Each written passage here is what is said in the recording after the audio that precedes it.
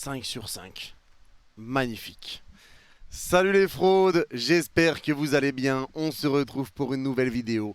Et nouvelle vidéo débrief du match entre l'équipe de France et l'Irlande. Victoire 2-0 de l'équipe de France dans un match où on le savait qui aurait été difficile, un petit peu comme lors du match aller, avec une Irlande qui allait jouer très très bas, qui allait refuser le jeu et qui allait essayer de contrer. C'est ce qu'ils ont fait, mais la France a très très bien joué aujourd'hui. Et on va en parler tranquillement. Avant ça, merci à ceux qui prendront 2 secondes pour mettre le petit pouce bleu et le commentaire pour le référencement. Vous êtes les GOAT. Et on est tout de suite parti pour dire que la France a été solide. Et moi, je vais commencer par dire que pour moi, déjà, il n'y a pas de flop dans ce match. Mis à part éventuellement Marcus Thuram, mais même lui a été buteur aujourd'hui. J'ai été un petit peu déçu de son match, malgré son but. Les gars, on va pas se mentir, mais on parlera de lui tout à l'heure.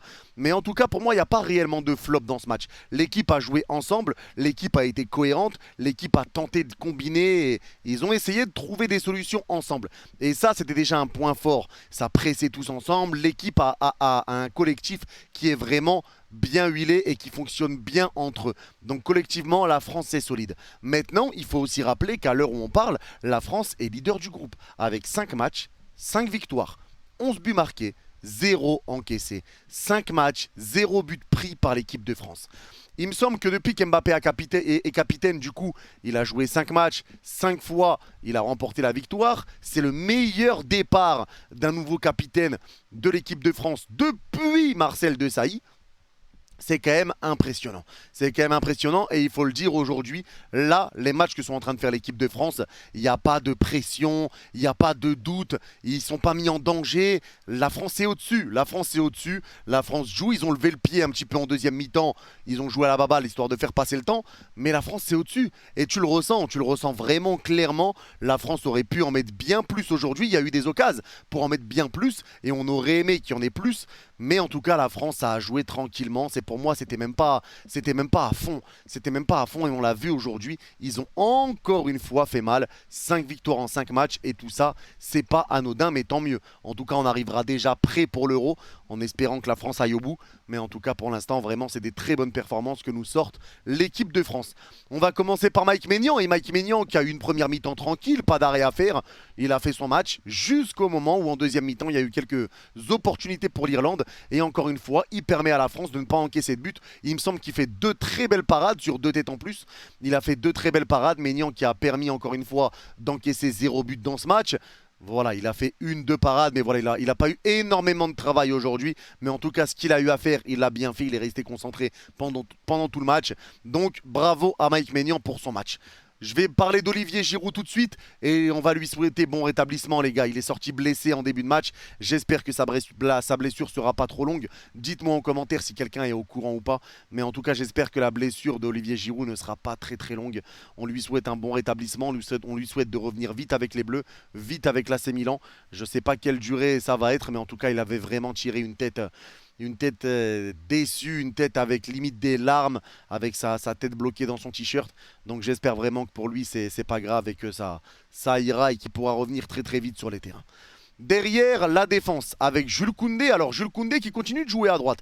Il continue de jouer à droite. Il joue en défense centrale avec le Barça cette saison. Et actuellement, il est très très fort en défense centrale avec le Barça.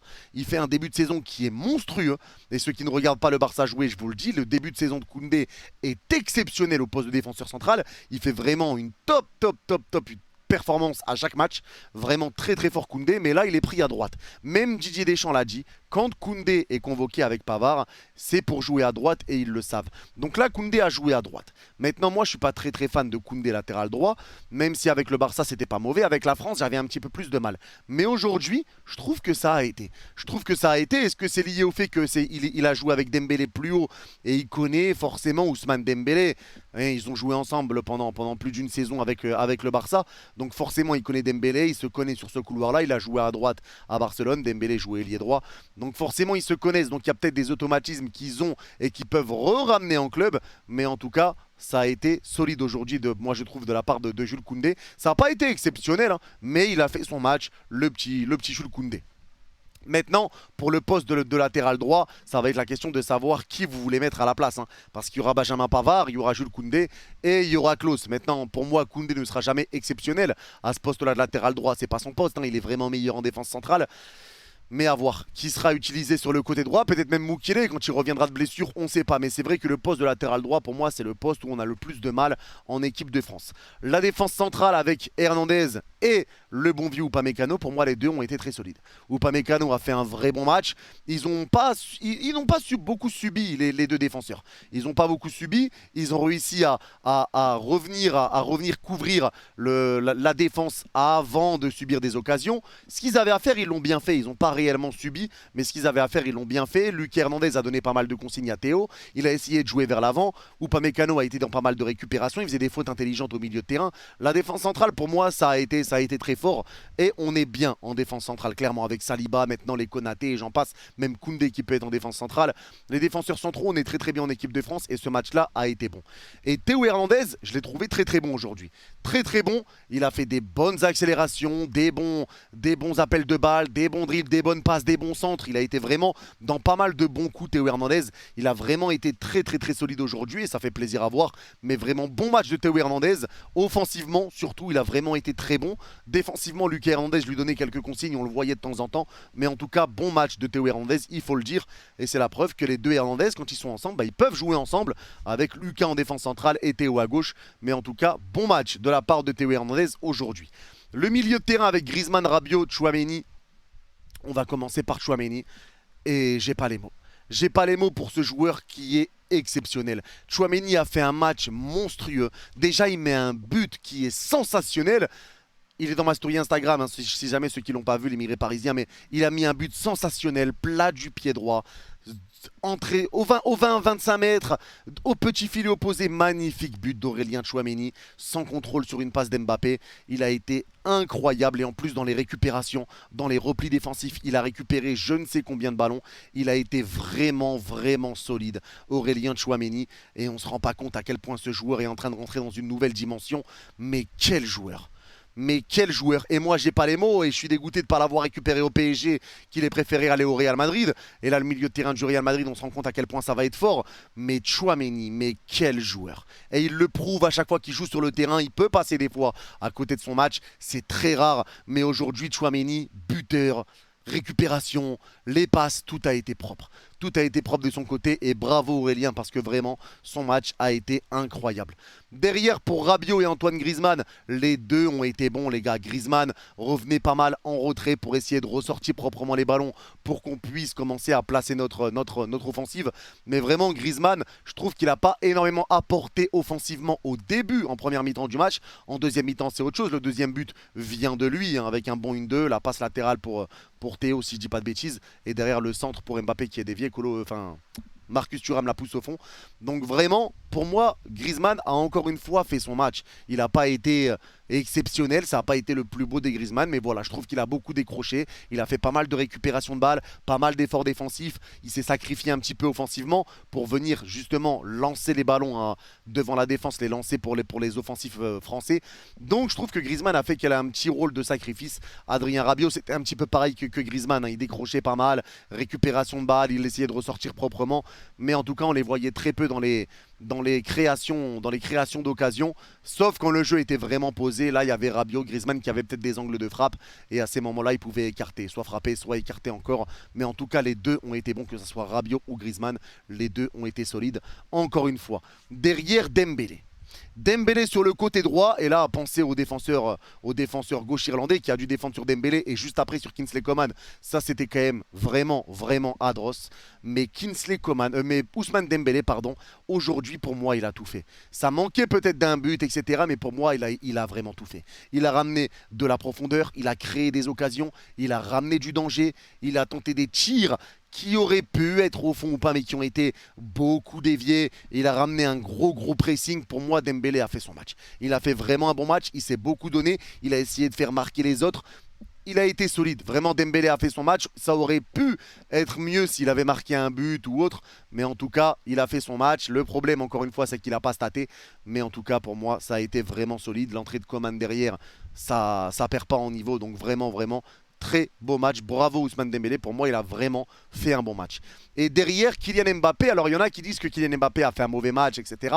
Les gars, on le sait, Kylian Mbappé, il aime jouer contre des défenses qui vont laisser de l'espace. Là, les Irlandais ont joué très très bas. Ils étaient en 5 défenseurs, 3 milieux de terrain, donc forcément c'était très bas. Ils essayaient de contrer les Bleus.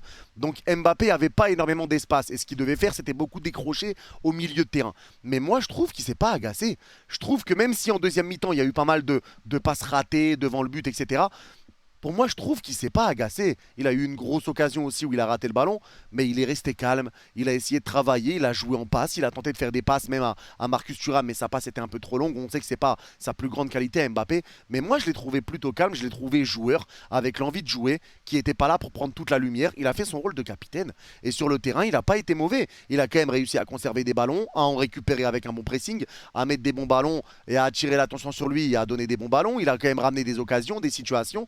Moi, je l'ai trouvé pas mauvais, Mbappé. Après, forcément, il aime jouer contre des équipes qui vont être beaucoup plus hautes et qui vont laisser de l'espace.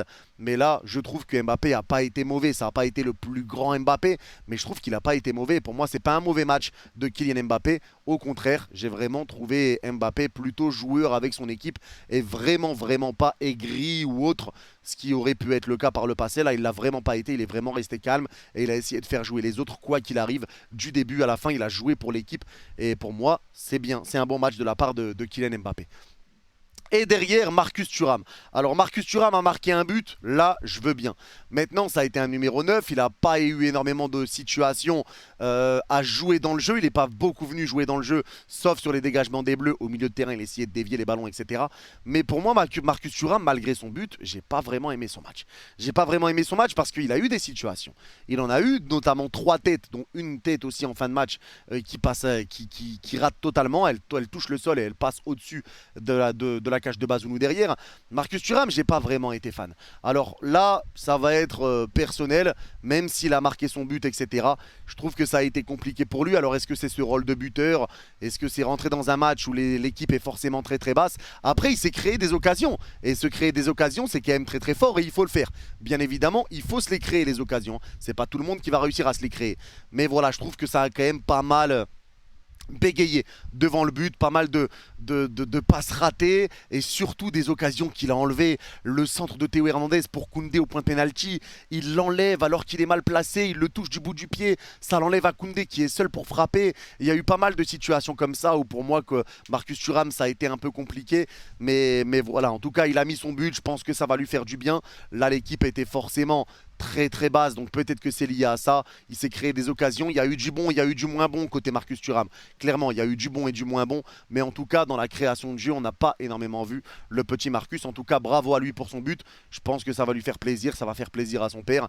Et voilà. En tout cas, ça a été un bon match de l'équipe de France dans la globalité. Un match où on n'a pas réellement subi, hein. Donc forcément la France a levé le pied en deuxième mi-temps après le deuxième but. C'était beaucoup plus calme, ça faisait coulisser, ça jouait à la baballe. Mais en tout cas 5 matchs, 5 victoires, 0 but encaissé pour 11 marqués, c'est pas anodin. C'est pas anodin et ça fait vraiment plaisir de voir l'équipe de France jouer comme ça et qui est déjà peut-être prêt pour l'Euro. En tout cas l'équipe titulaire commence à se dessiner et même sur le banc de touche, on voit que les remplaçants ont vraiment le niveau pour remplacer les joueurs titulaires. Cette équipe de France, elle est complète, même en défense centrale, l'entrée de Saliba, etc., qui pour moi est un très bon défenseur, même s'il est passé par l'OM, c'est un très bon défenseur.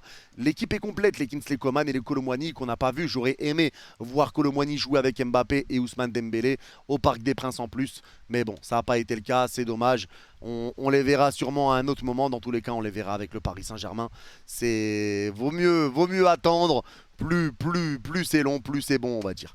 Allez, en tout cas, merci à tous d'avoir suivi ce débrief. N'hésitez pas à me dire en commentaire, est-ce que vous êtes d'accord ou pas d'accord avec moi. Merci à ceux qui ont suivi le live avec nous, hein, vu qu'on a commenté le match ensemble. Merci à vous. Et ceux qui ont regardé la vidéo jusqu'à la fin, n'hésitez pas à mettre Dembélé en commentaire. Je comprendrai que vous étiez jusqu'à la fin. Prenez soin de vous, vous êtes les GOAT. Bye bye.